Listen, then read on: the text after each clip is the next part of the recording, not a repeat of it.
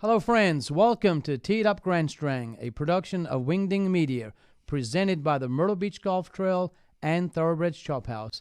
I am so happy today because I have one of the legends of the golf capital of the world, Harris DAntignac. How are you, my friend? Good to be with you, AJ. Pleasure, my friend. Mr. DAntignac, he hates that when I say that, but he has got so much experience in our golf industry, in the golf capital of the world. Harris, can you tell all of our viewers, how long have you been in golf?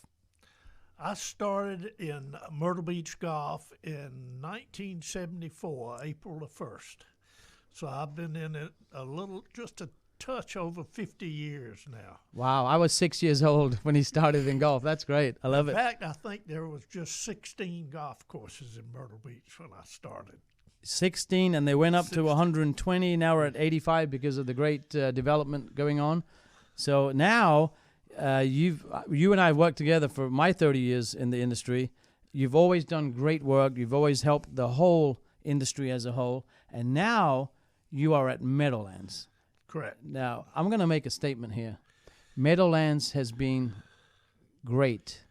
But what they've done in the last 2 years, it's like amazing. Can you tell us, what was the planning? How did you get a golf course that was always in very good shape to like one that everybody talks about, that it's a must-play golf course? Well, in March of 2020, I think it was, W.J. McClam, who's the owner, came to me, and I was over Farmstead and Meadowlands, and he told me that we were closing Farmstead, and it was not going to be a golf course anymore. Right. And he wanted me to take Meadowlands and raise the level of everything over there. Wow. So we, over a few months, we talked over a plan, came up with a plan, put it in action, and we brought the superintendent from Farmstead, who was Stephen Drews. We brought him over, and he did amazing things when we brought him over. And, it's working. It is working, because even when I want to sneak out there and play golf, it's like, okay, you can come at 2:30. I'm like, 2:30? But it's good, because I get out 2:30 in the summer. I've played 18 holes, not a problem. It's been great. I love that it was also Golf Course of the Year. Yeah, right? Yes, it was. It was by the Golf Course Owners Association in Myrtle Beach. Here was voted Golf Course of the Year in, I believe it was 2019. Don't hold me to all these dates. Right, that's okay. But whether we were put up for some national awards and state awards because of that, and we got a lot of recognition out of it, and that didn't hurt either. And that was before what they've done in the last 2 or 3 years. So if you haven't played Meadowlands, you better make a tee time there ASAP, because it is amazing. And I have to say, your team, the team that works out there, they are like, there's Southern hospitality at its best, and it comes from the top. So thank you for that too. Well, I appreciate that. We have an excellent staff, and I couldn't ask any more out of them than what they give us right now, and they're the biggest reason for our success.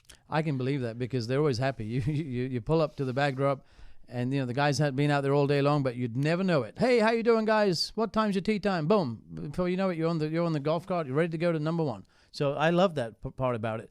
Now, you added something, and I can't remember if it's been 2 years or 3 years, but you've got you got a famous golf instructor at Meadowlands. Can you tell us about the whole school, the golf school? Sure can. Her name is Elizabeth Granahan, and she came into my office the first year that I was at Farmstead and Meadowlands, and just out of the blue, she said she wanted to start a golf school here in Myrtle Beach, and so we talked for a little while, and I probably did my best to discourage her a little bit because she was coming from the Philadelphia area, densely populated, right. A lot of disposable income up there, right? And she was coming kind of to a retirement community, and I might have painted a little bleak picture for her, but they had a plan, and it worked. She's got all kinds of awards. She was 5 years in a row. She was voted top 50 instructor, one of the top 50 instructors in America. Wow. By the Golf Range Association of America.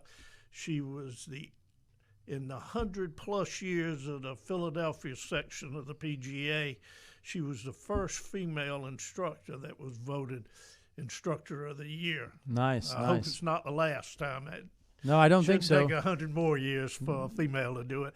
No, I love to see that. She was Golf Digest recognized her as one of the top state teachers and one of the top golf fitters, club fitters in America too. So. That's amazing. And I've met Elizabeth. I've seen her whole setup. It's like she's got all the technology, she's got all the knowledge, she's got all the accolades. But how does that? Is it just for locals, or is it for vacationers coming down? How does the school work? A lot of locals take advantage of it, and because of her prior connections with the Philadelphia area, she gets a lot of people that come down here for weeks at a time and go to her for lessons and instruction. Right. Besides the instructions, they also do trips every year. Last year they went to St. Andrews, they went to Sweden, Las Vegas is on their venue, and right now they're out in Tucson, Arizona, with taking a trip out there. Next year they have, I think, South Africa is on the agenda, as well as Portugal. Oh, that's that you nice. Can go to. That's some great golfing there in both countries. Mm-hmm. So that's good. So if you play Meadowlands, Harris might introduce you to Elizabeth and her team, and you might get another trip, overseas when not coming to the golf capital of the world. So that's a good bonus. That's an excellent bonus. So Harris, I know you're part of the Myrtle Beach Golf Trail, and you have a lot of friends in the industry in the package world that always book Meadowlands. What's the best way for people to book? Go through a golf packager online? How would you recommend? All of the above? All of the above, but I would say it would be best to go through a golf packager because a lot of people, the golf courses here are spread out, and you could play. Some people try to book 2 rounds in a day, and you may book Meadowlands in the morning and then think you're going to play the River Club in the afternoon, and it's an hour and a half drive to go down there. So trust these golf package experts personnel. They do a wonderful job. Just tell them what you want, and they'll do it for you. Beautiful. And then they can go to your website, Meadowlands. What's your website?